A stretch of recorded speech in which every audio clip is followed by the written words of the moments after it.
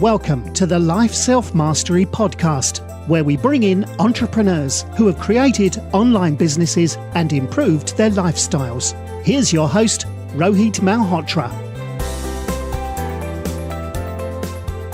Hi everyone, I'm Rohit from lifeselfmastery.com, and today we have Kristin Janes, who's a journalist, freelance writer, blogger, and content creator based in San Francisco Bay Area. She specializes in writing business, travel, finance, personal finance, and science writing. She also runs her own blog website, which talks about ways people are downsizing and living simply from vans, sailboats, RVs, and digital nomads. And her blog's name is thewaywordhome.com. Welcome to the show, Kristin. Thank you for having me. Kristin, do share your journey on why you started living on a sailboat. Yeah, so I started living on the sailboat a year and a half ago in the San Francisco Bay Area, which is, as you probably have heard, one of the most expensive housing markets in the US. And I lost my job as a full-time radio news reporter, actually. And so I decided I needed to move out of my apartment, which cost about $1,400 a month just for a room. So I decided that was way too expensive. And without a full-time income, I really had to cut back my expenses. So I moved on to a sailboat, which my boyfriend had just bought and was in the middle of restoring.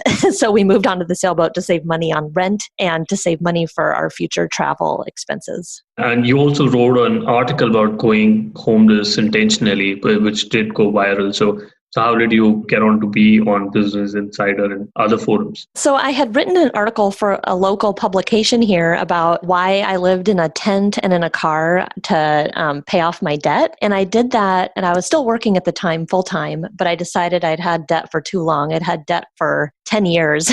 And at that time I was 34 years old, and I was like, I don't want debt anymore. So I decided to move out of my apartment and put all my stuff in storage and get rid of most of my stuff. And I moved in with my boyfriend, and we decided to just go camping near San Francisco for 4 months. And we also slept in his car, which is a Toyota Prius. And I paid off all my debt. And then I saved up an emergency fund, which was good because I was later laid off from my job. So that all worked out really well. And once I wrote the article about it, Business Insider saw it, the Huffington Post saw it, and the SF Gate Chronicle saw it. So they all published articles on it too, because they thought it was an interesting experience that I had had. You were able to pay off your debt and also create an emergency fund. So in terms of personal finance, what are the next steps, once you look at building a safe nest for anybody who wants to get out of debt? I think it's good, just to figure out what types of expenses you can cut out of your life. Like, for example, now living on the sailboat, I don't pay for cable. I don't have TV. I get all my movies and shows from the library, and they're all up to date, great movies and shows, and that saves a ton of money. Plus, having a cheap phone plan and just figuring out small ways in your life to downsize. I feel like anybody could put that extra money toward their debt and try to pay it off, or living below your means for a little while. It might be uncomfortable, but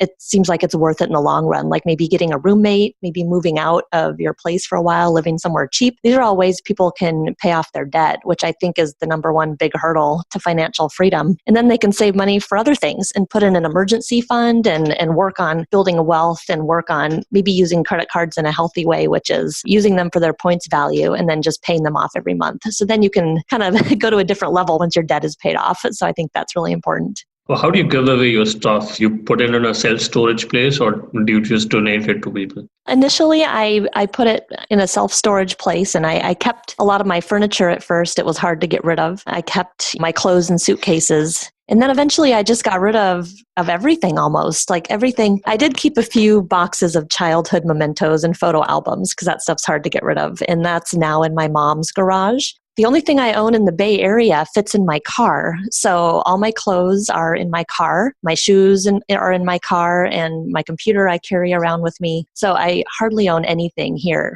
in San Francisco, and it's really nice.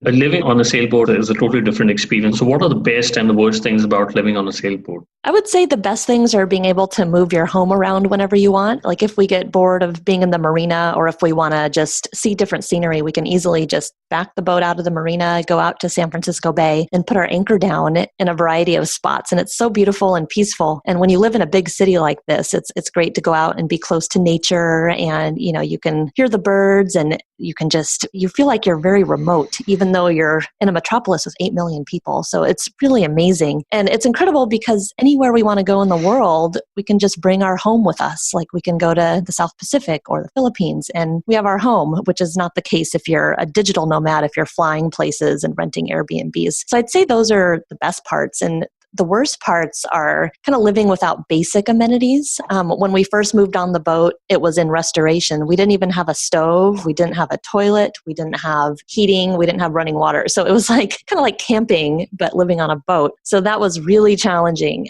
And we didn't spend much time on the boat. We would go other places. But now it has all its amenities and it's functioning a lot better. It's also very small. So you have to get along well with your partner, which luckily I do, although he is a neat freak and I'm messy. So that's something we've had to work through. And I think I've become a little bit cleaner in the process. So it has a silver lining, but there are definitely difficulties associated with sailboat life. How much is a sailboat for, and can normal people afford a sailboat? Sailboats really run the gamut in terms of price. You can get pretty cheap sailboats, for 20, 30,000, or really expensive sailboats for $500,000. So sailboats really run the gamut in terms of price. The problem is if you buy a cheaper one, like the one we live on costs $30,000, but my boyfriend has probably put in $60,000 of restoration to it to make it so it can go out into the ocean and sail. So he put a lot of extra money into this boat. But if you think about how you're saving all that money on rent, we would have paid $20,000 a year for rent. And moving forward, it would have been that much. So if you spend $100,000 on a sailboat,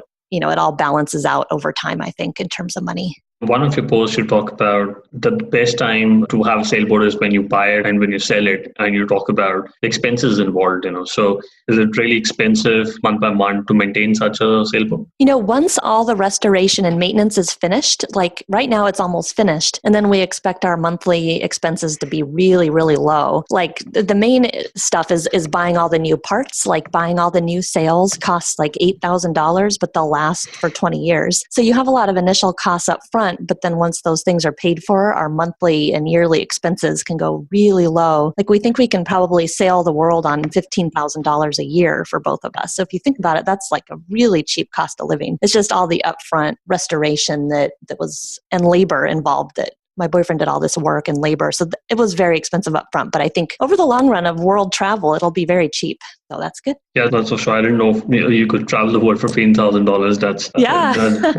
That's certainly better than traveling on the flights, for sure. Yeah, totally. So what are your travel plans from here? So what we really want to do is head to Mexico this winter. It's a very popular destination for sailboats to head down to Cabo, the Baja Peninsula, and up through the Sea of Cortez in the winter months. It's the season for whales, and it's not the hurricane season. Like with the sailboat, you have to plan out your whole life based on the hurricane season. So you head down there in winter for a couple of months, and we would explore and fish and just travel around that whole area. And we hope to leave in January or February. And then after that, our plans are flexible, but we were thinking maybe the Pacific Northwest with Vancouver Island, maybe up to Alaska. I'm from Portland, Oregon, so it would be fun to stop into Portland. And then there's the San Juan Islands near Seattle. So there's a lot of beauty up there for the summer months. So that's our tentative plan for the next year. Let's talk about your blog. Why did you start this blog and what do you talk about in your blog? Yeah, so I started my blog as a way to chronicle my life on the sailboat. And I also realized that there's so many people out there who are trying to downsize and live a different style of life and minimalism and simple living and being closer to nature and having freedom and adventure. So I wanted to also spend a lot of time interviewing those people. So it's not really just about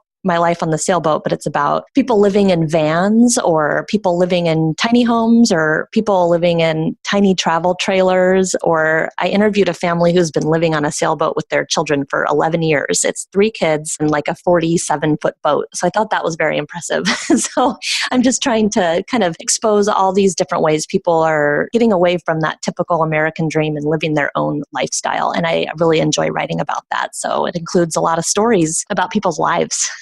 And it will also include my stories about my travels. Are there any bloggers whom you look up to live a similar sort of a lifestyle? Yes, for sure. I look up to Michelle Schroeder-Gardiner of Making Sense of Sense. She's one of my heroes, and she's how I initially first even learned about blogging about 6 months ago. I stumbled upon her blog and I thought it was incredible. She writes about personal finance and saving money and making money, getting out of debt, and she lives in an RV, and she travels around the U.S. in an RV. And so she's chosen to live a simple lifestyle, even though she's a millionaire. And I think that's incredible that she's not using stuff, she's not buying stuff, she's just enjoying being close to nature. And I feel like she's someone I could relate to, and she's really someone to look up to because she's made such a success out of blogging. So she's my main hero. Can you tell us, how do you earn your income? Are you still freelancing, or do you make all your money from your blog? The blog is still new, so it's not making enough money to support me yet, maybe someday. So right now I do freelance writing, and I sell articles to a variety of publications because I'm a journalist at heart. I was in journalism 16 years in radio. So I'm still doing my journalism and selling articles to a variety of publications, and then also doing a little bit of voiceover work. And I sometimes go into the San Francisco Chronicle and work at their office and help them out with their website sometimes. So I do a variety of work that I cobble together to make a living. And luckily my expenses are super low, so I don't need to make a really high income every month, which is nice. Got it. So let's quickly do the top 3. What's your favorite business book? My favorite business book has to be called How to Blog for Profit Without Selling Your Soul. This is by Ruth Soukup. And she's an incredible blogger as well, like Michelle, but she has a lot of tips and training for how to run a blog successfully. And I love that book, and it's really made a difference to me in learning about blogging. And if you could go back in time when you started living on a sailboat, what is the one thing you would have done differently? I would have hopefully waited until I had amenities on the boat, like a toilet and a stove. It was very hard living without those things.